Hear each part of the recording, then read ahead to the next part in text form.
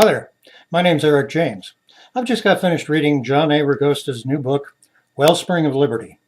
And you're probably going to want to pick up this book, especially if you've been listening to the political discussion of today.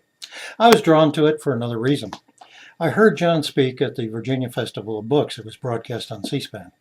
And John began to talk about the dissenting preachers of colonial Virginia who were imprisoned for preaching without a license.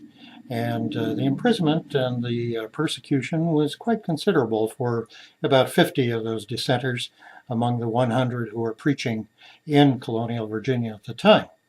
I had a personal interest in that because I, Eric James, am the fourth great-grandson of John M. James. John was one of those dissenting preachers who was forced to exit colonial Virginia and enter the far western frontier of Kentucky, which then was still part of Virginia.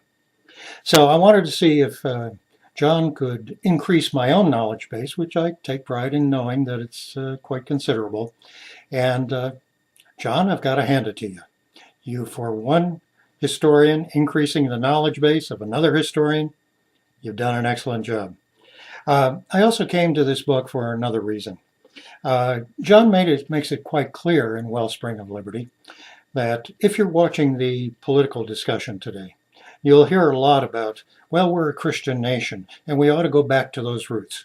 Well, John makes it very clear that those dissenting preachers at that period wanted to strike a bargain with the Patriot Revolution, and that bargain was church would be separate from state, and state would be separate from church, although the two might enable one another, but they were not to get in each other's way.